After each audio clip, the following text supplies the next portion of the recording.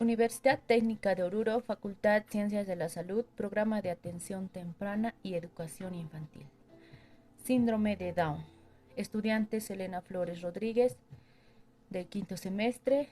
Docente doctor Ariel Armando Alcócer Martínez. Materia Conductas y Trastornos. Definición. El síndrome de Down no es una enfermedad, sino es una condición genética que ocasiona que exista un cromosoma extra en el par número 21.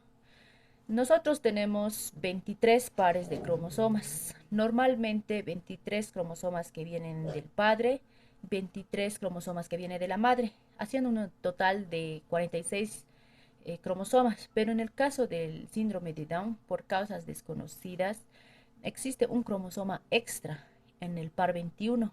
Por eso se le denomina trisomía 21. Y este cromosoma extra o esta trisomía hace que los recién nacidos tengan un conjunto de características que nos permiten identificarlos o reconocerlos. Pero, ojo, sin embargo, existen algunos niños que pueden tener rasgos, como se dice, fenotipo Down, pero sin embargo no tienen el síndrome de Down. Entonces, ¿qué es lo que va a diagnosticar el cariotipo?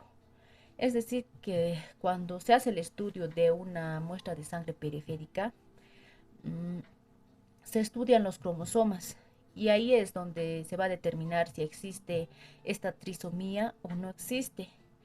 Y eso es lo que va a dar el diagnóstico de la consejería genética.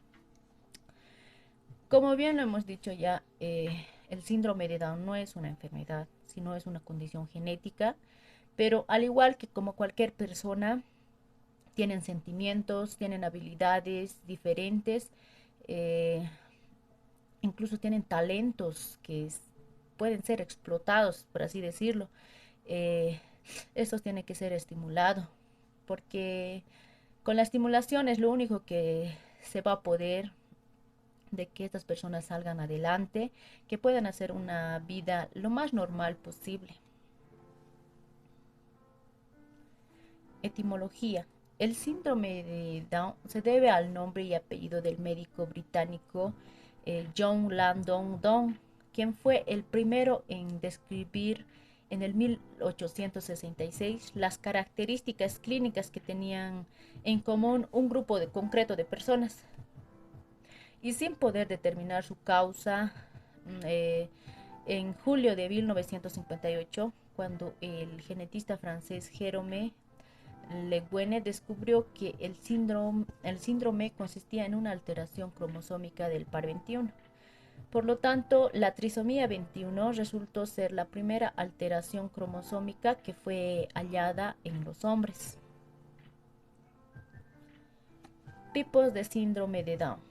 Trisomía 21 libre, que representa el 95% de los casos en los cuales es una alteración cromosómica al azar, es decir, que aparece en unos de 700 a 800 embarazos y los padres pueden concebir normalmente otro bebé prácticamente con una probabilidad muy baja o casi nula de que se vuelva a repetir. Es como se dice el error genético al azar. Síndrome de Down por traslocación. Es donde el padre o la madre son portadores de la trisomía. Por lo tanto, todos sus hijos van a tener la trisomía 21.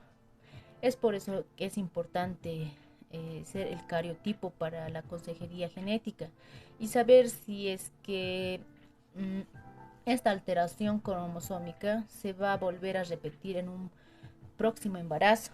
Entonces, lo único que determina si realmente existe o no la trisomía 21 es el cariotipo.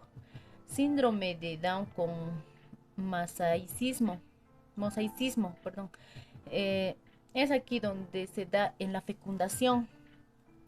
El óvulo fecundado tenía los 23 pares de cromosoma, pero sin embargo, al momento de dividirse hubo un cromosoma extra que se pasó de un lado para otro.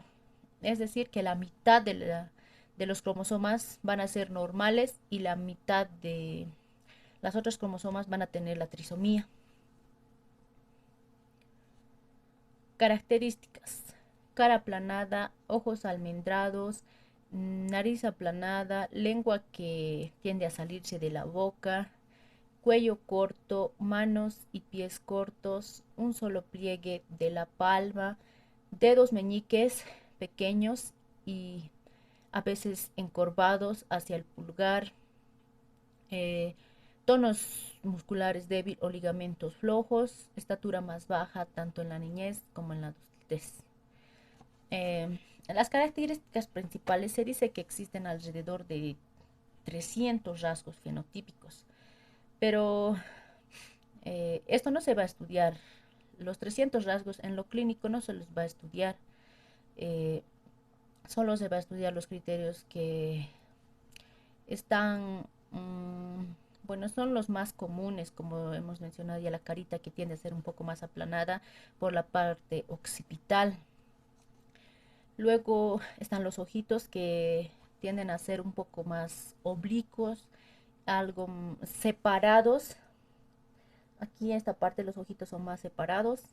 A esto se le llama hiperteloidismo. También existe un pequeño pliegue al nivel de los ojos, eh, que tiende a ser un poco más elevado. A esto se le llama pliegue epicántico. La nariz tiende a ser un poco más aplanada, ya que el hueso nasal está poco desarrollado. Incluso en algunos casos está ausente. También existe la tendencia de que la lengua esté salida. Se llama prostrusión lingual. Y también que la lengua sea un poco más ancha, más grande, y que esto se llama macroglosia. Por eso la lengua es un poco salidita y es como decir, como no están desarrollados muy bien esta parte, entonces como la lengua es un poco más ancha, entonces tiende a, o sea, no hay espacio eh, en la boca. En la mano, no sé, tienen una especie, nosotros tenemos una especie de M, pero en el caso de ellos, este pliegue, que se va directamente, no se une con alguna otra, con algún otro pliegue, y esto se le denomina palmar único. También en relación al pulgar y al quinto dedo, tienden a ser un poco más pequeños. En el tono muscular puede manejarse con terapias para que el niño o la niña pueda mejorar ese tono muscular, ya que ellos lo tienen un poco más débiles, se podría decir, el tono muscular. Y solo quedan las terapias para que puedan mejorar el tono muscular y puedan lograr más que todo los hitos del desarrollo: el dominio del cuello, el dominio de la espalda, que pueda girar, sentarse y, bueno, al final gatear, caminar.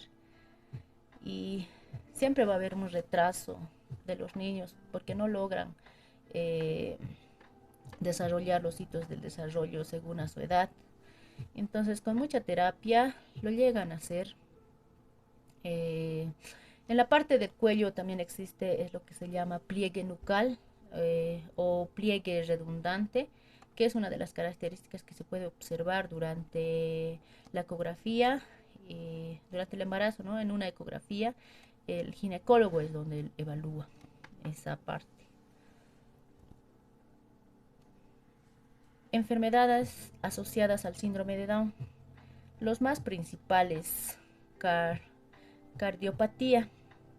Eh, las cardiopatías congénitas tanto va a afectar a las comunicaciones interoculares, esos interventriculares, que quieren decir que necesitan sí o sí una cirugía para que el pequeño o la pequeña tenga una mejor calidad de vida y que pueda recibir su terapia y logre su desarrollo psicomotor lo más adecuado posible. La cardiopatía, ¿no? Según la literatura, puede ser un 40 o 60%, pero según el doctor Elmer Luna, el promedio sería de 50% de que los niños con síndrome de Down van a tener una cardiopatía congénita, enfermedades oculares o incluso auditivas. Los niños van a tener un problema de visión, de audición. Por eso es importante hacer las pruebas respectivas en los primeros meses de vida.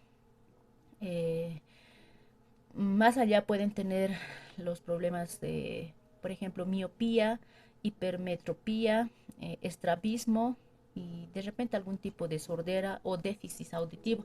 Entonces, también es importante conocer esto y acudir a un especialista. El hipotiroidismo, según la literatura, es muy variable. En algunos casos mencionan que en un 20%, otros el 40%. Sin embargo, esto es una condición médica ya bastante manejable, que no se administra la dosis respectiva de la hormona faltante y se va regulando según los controles periódicos, cómo están las hormonas, también cómo va a ir evolucionando el pequeño o la pequeña. Es una condición, no es una condición bastante manejable, ¿verdad? Enfermedades articulares. Eh, Otro de los problemas a nivel articular, por ejemplo, en relación a la cadera. En la cadera va a tener displasia de cadera. También está presente en un 10%, que igual algún tipo de luxación a nivel del cuello, las articulaciones atoxeidea. No es que el hueso de la vértebra con la base del cráneo, no existe algún tipo de obsesión con eso de que se dice que estos niños pueden tener bastante, hay que tener bastante cuidado porque a veces uno los manipula y de repente pensando de que no tiene ningún problema, el cuello puede originarse de repente alguna alteración adicional. Podemos estar provocando del problema que ya hay un problema más grande y comprometer la médula espinal. Entonces es también importante reconocer para que se hagan la radiografía o ecografías. Diagnóstico cognitivo. Eh, Todos van a tener un déficit cognitivo, ya sea grado variable, pero no se sabe si un niño va a tener más o menos, o que tampoco es el hecho de que un niño tenga rasgos físicos notorios. Con esta condición del síndrome habría que tener más déficit cognitivo o déficit mental. Eso es falso, o sea, no se sabe. De repente el niño que tiene menos rasgos y tiene mayor déficit cognitivo y otros que tienen más y menor déficit, eso no se sabe, es muy variable. Por eso también es importante la intervención temprana en la estimulación, ya para que en su medio pueda desarrollar, pueda adaptarse, pueda ir a escuelas regulares y pueda integrarse lo más a la sociedad. Bueno, eso sería todo. Muchas gracias.